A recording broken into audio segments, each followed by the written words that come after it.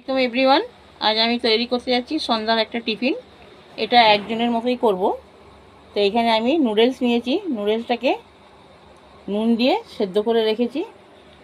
এখানে একটা ডিম দেব, ডিমের একটা মজাদার নাস্তা তৈরি করব।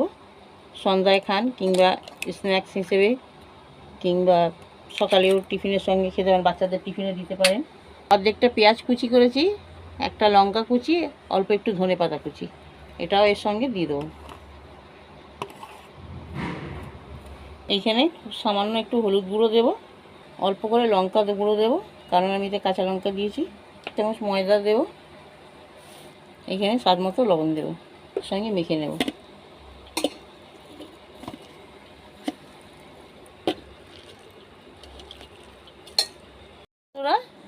আমার ডিমের মিশ্রণটা এতে রেডি হয়ে গেছে।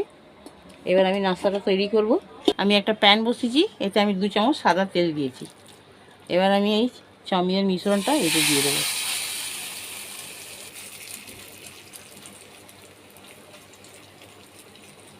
গ্যাসের ফ্লেমটা লো করে এটা ঢাকা দিয়ে দিচ্ছি।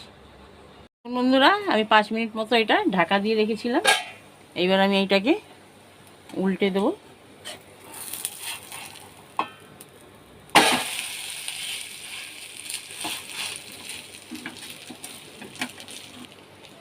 এটাকে আমি আবার ঢাকা দিয়ে দেবো। দেখুন বন্ধুরা, 1 পিঠ আমি উল্টে দিয়েছিলাম, আমি ঢাকা দিয়ে আবার আর 1 পিঠ এটা তৈরি হওয়ার জন্য দিলাম। এই পিঠটাও আমার হয়ে গেছে। দেখুন কত সুন্দর কালার এসছে। তো এটা একটা চটজলদি নাস্তা।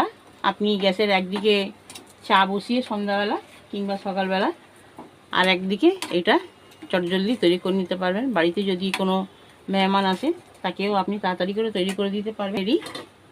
আপনারা আমার সঙ্গে ভিডিওতে থাকলেন, এটা অনেক অনেক আপনাদের কাছে মানে আছে যে আপনারা আমার সঙ্গে এতক্ষণ সময়টা দিয়েছেন, ভিডিওটার সঙ্গে আছেন। তাই এখানে আমার রেসিপিটা পুরো রেডি। আমি এবার এটা সার্ভ করে দেখাবো। আপনারা যদি ইউটিউব থেকে দেখে থাকেন, আমার চ্যানেলে নতুন হয়ে থাকেন, তো তাহলে